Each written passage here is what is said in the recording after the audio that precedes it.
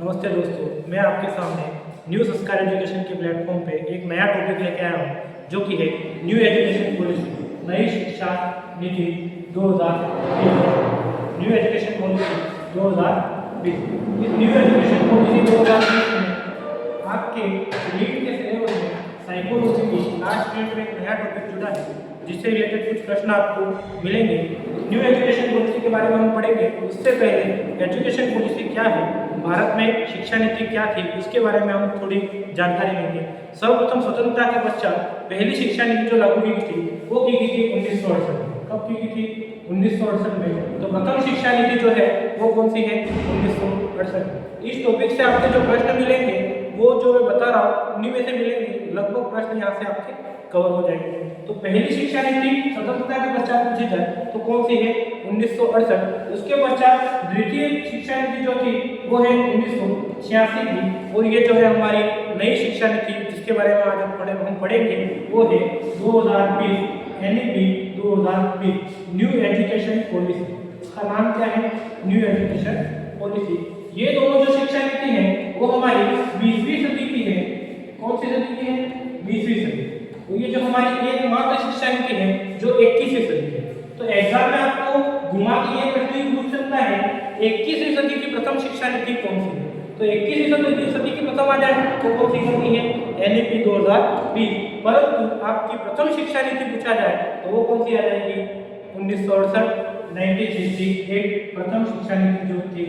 तो हमारे भारत में अभी तक 3 बार शिक्षा नीति लागू हो चुकी है, प्रथम, द्वितीय और तृतीय। एग्जाम में प्रश्न ये भी पूछ सकता है कितनी शिक्षा नीतियां लागू हुई है। तो पहली शिक्षा नीति 1968, दूसरी 1986 और तीसरी NEP 2020। अब प्रथम शिक्षा नीति के बारे में थोड़ी जानकारी लें तो यह शिक्षा नीति कोठारी आयोग द्वारा जारी की गई थी। तो हमारी यह शिक्षा नीति किसके द्वारा की गई थी? कोठारी आयोग। किसके द्वारा? कोठारी आयोग। उसके बाद हमारी जो शिक्षा नीति है 1968 में, तो हमारी शिक्षा मंत्रालय जो है उसका नाम शिक्षा मंत्रालय ही रखा गया। क्या रखा गया था? शिक्षा मंत्रालय। परंतु जब हमारा द्वितीय जो शिक्षा नीति आई, द्वितीय शिक्षा नीति जब आई 1986। कब आई? 1986। इसमें शिक्षा मंत्रालय का नाम बदल के क्या किया गया? MHRD, मानव संसाधन एवं विकास मंत्रालय। क्या किया गया? मानव संसाधन एवं विकास मंत्रालय। इसके बाद फिर पुनः 2020 में जब नई शिक्षा नीति आई तो इसमें संशोधन किया गया और इस संशोधन के माध्यम से इसका नाम पुनः क्या किया गया? शिक्षा मंत्रालय। तो एग्जाम में यहाँ से प्रश्न आता है कि आपका शिक्षा मंत्रालय जो है उसका नाम कितनी बार परिवर्तन किया गया? तो सर्वप्रथम जो शिक्षा मंत्रालय 1968 की शिक्षा नीति थी उसमें उसका नाम क्या था? शिक्षा मंत्रालय। द्वितीय शिक्षा नीति 1986 की शिक्षा नीति थी, उसमें उसका नाम चेंज करके क्या किया गया था? MHRD। क्या किया गया था? MHRD। और जो हमारी NEP 2020 है उसमें इसका नाम चेंज करके क्या किया गया? शिक्षा मंत्रालय। क्या किया गया? शिक्षा मंत्रालय। अब हम मुख्य पहलुओं को देखें तो हमारी जो शिक्षा नीति है 1986 की शिक्षा नीति, उसमें जो फार्मूला अपनाया गया था वो अपनाया गया था 10+2 का। क्या अपनाया गया था? 10+2।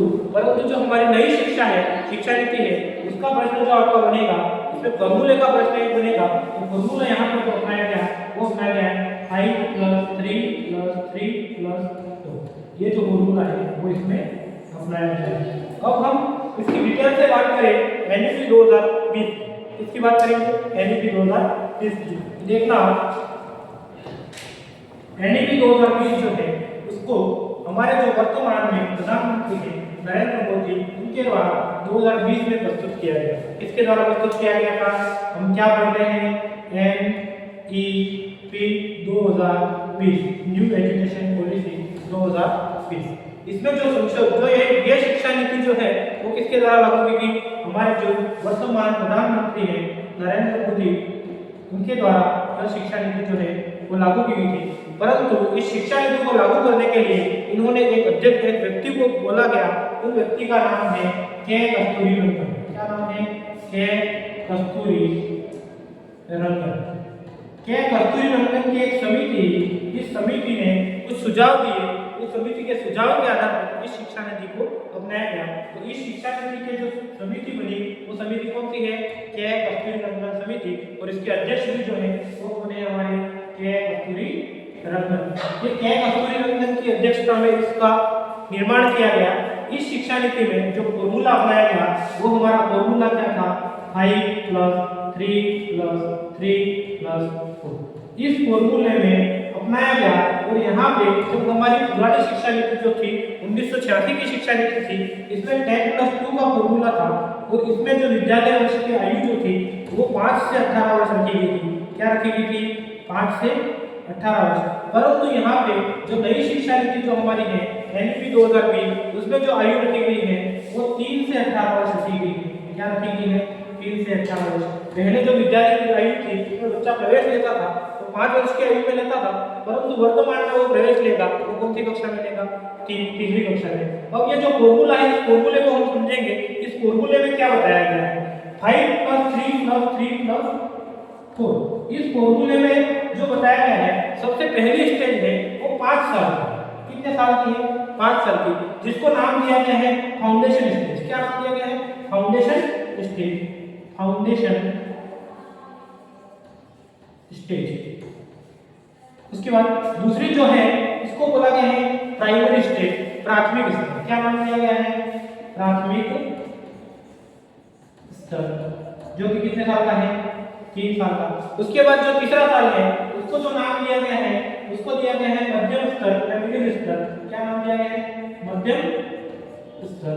उसके बाद जो अंतिम है उसको बोला गया है माध्यमिक स्तर। क्या बोला गया है? माध्यमिक स्तर। अब इन चारों स्तरों को हम डिटेल से पढ़ेंगे। पहला कौन सा है? Foundation stage. दूसरा कौन सा है? प्राथमिक स्तर। तीसरा है मध्यम स्तर और चौथा है माध्यमिक स्तर। अब इसके बारे में हम डिटेल से पढ़ते हैं। तो पहला जो हमारा फार्मूला है 5, इसको हम समझेंगे। इसमें है क्या?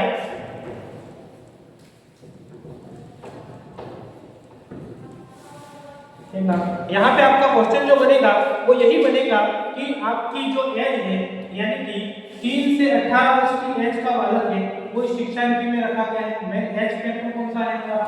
3 से 18 वर्ष। यहाँ पे जो आपका फॉर्मूला है 5 + 3 + 3 + 4। इस फॉर्मूले से प्रश्न अवश्य आएगा। इस फॉर्मूले से आपका प्रश्न अवश्य आएगा। एग्जाम में सीधा प्रश्न बनेगा नई शिक्षा नीति का फॉर्मूला क्या है? 5 + 3 + 3 + 4। और विद्यालय की आयु क्या रखी गई है?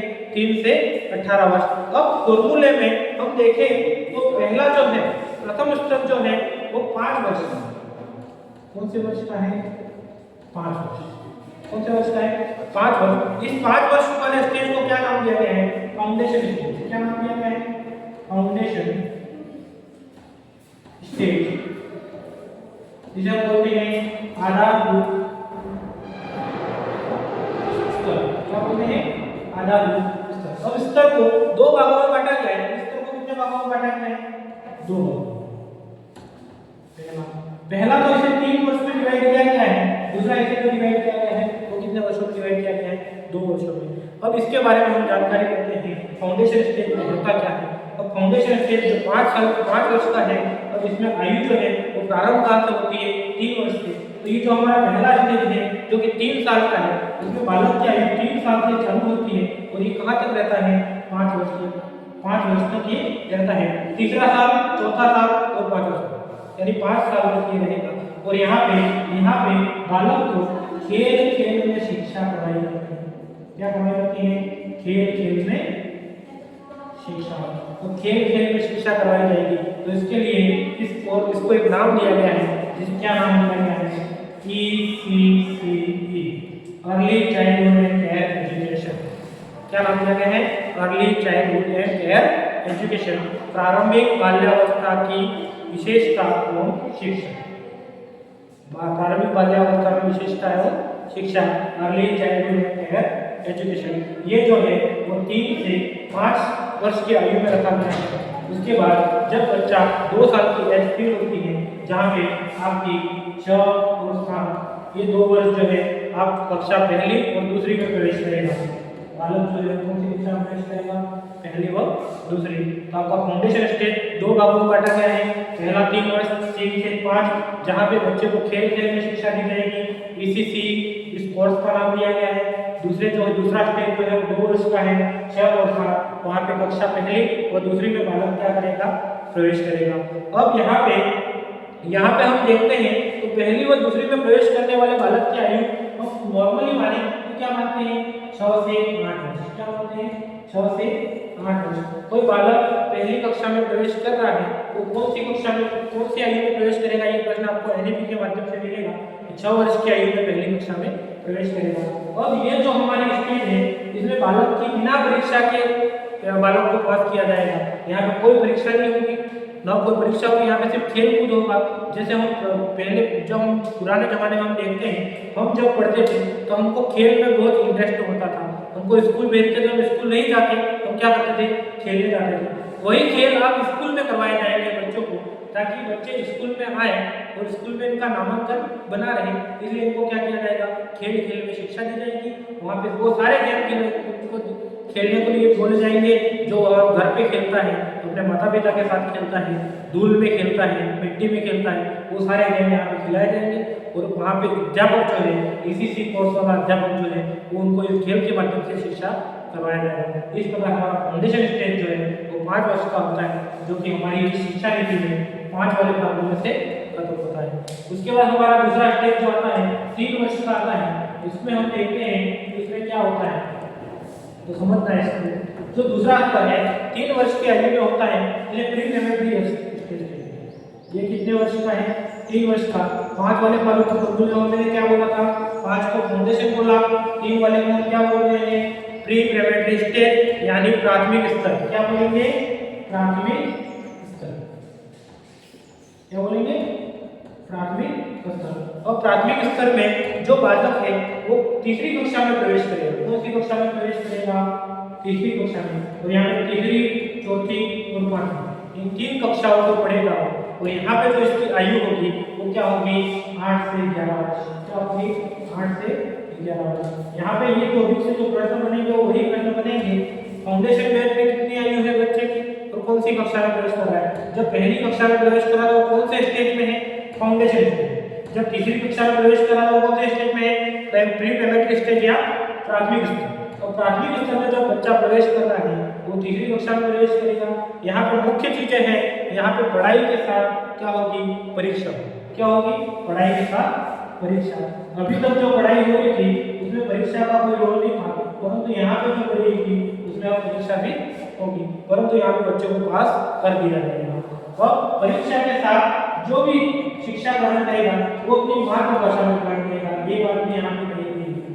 इस हमारे प्राथमिक स्तर में क्या कहा गया है, कक्षा 3, 4 और 5 जो है प्राथमिक स्तर में रखे गए हैं। बालक की आयु क्या होगी, 8 से 11 वर्ष। यहाँ पर पढ़ाई भी होगी, परीक्षा भी होगी। और पढ़ाई जो होगी वो किसमें होगी, मातृभाषा में होगी, यानी शिक्षा जो होगी किसमें होगी, मातृभाषा में होगी। ये हमारा दूसरा स्टेज है, प्राइमरी स्टेज, फाउंडेशन स्टेज के बाद दूसरा कौन सा है, प्री प्राइमरी या प्राथमिक स्तर। अब हम इसके आगे बढ़े तो 3 वर्ष और देखते हैं।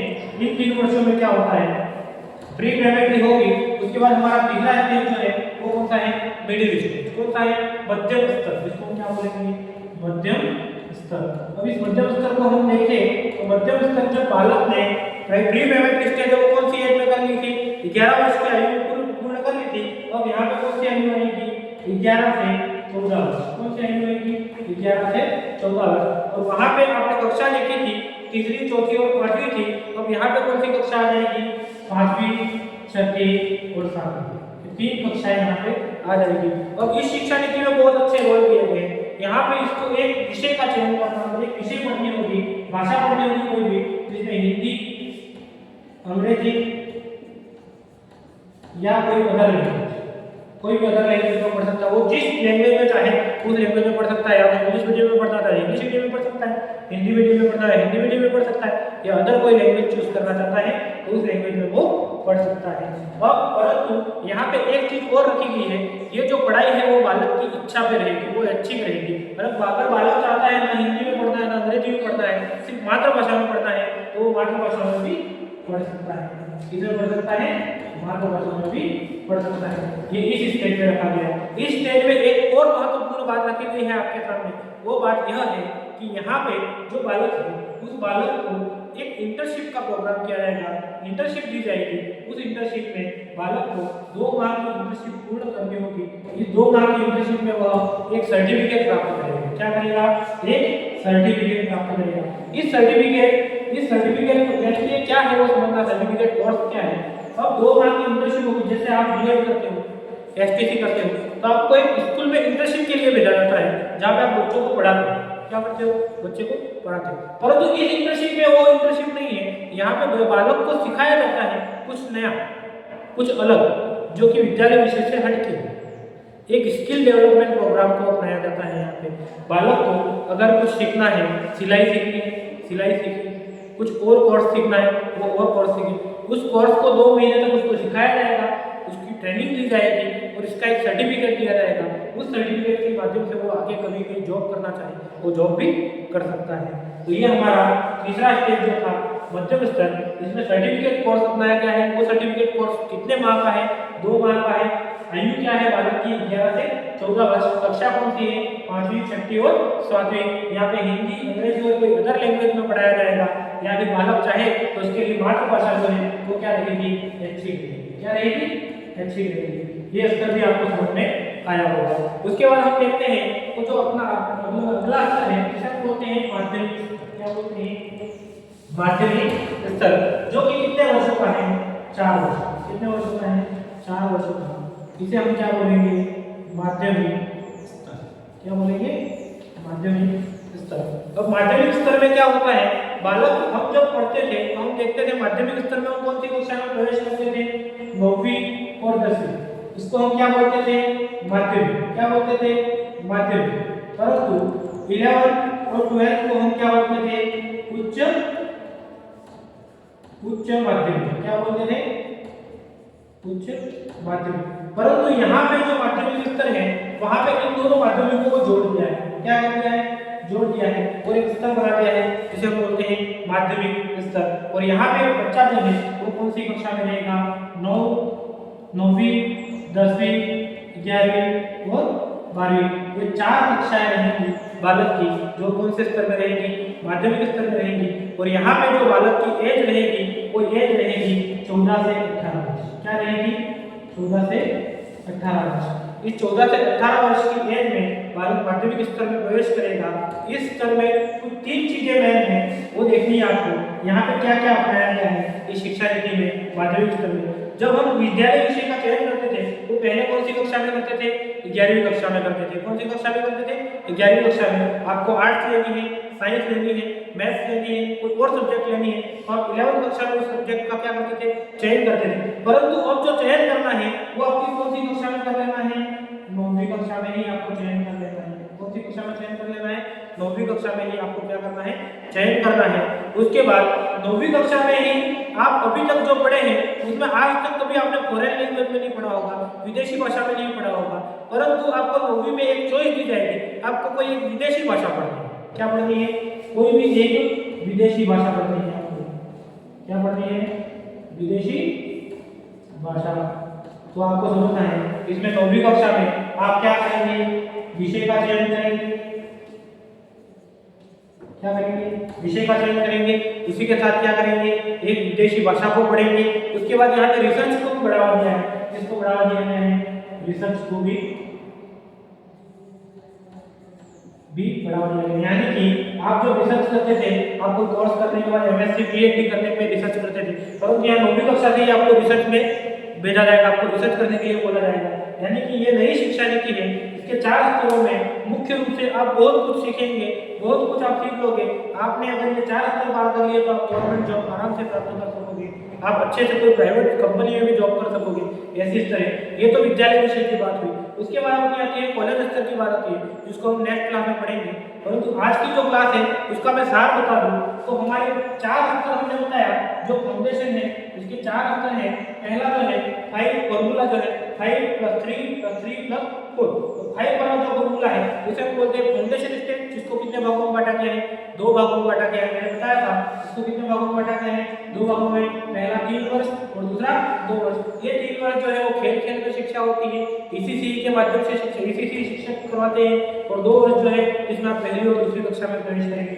उसके बाद जो 3 स्तर हैं, इन 3 स्तर को मैंने बताया था, इसको हम क्या बोलते हैं? Pre primary stage, primary stage, जिसमें बच्चा जो है 3 में प्रवेश करेगा भला, और तीसरी, चौथी और 5वीं कक्षा में रहेगा। उसके बाद जो तीसरे 3 स्टेज है उसको बोलते हैं मध्यम स्तर, वहाँ पे कक्षा 6वीं, 7वीं और 8वीं कक्षा में बच्चा रहेगा।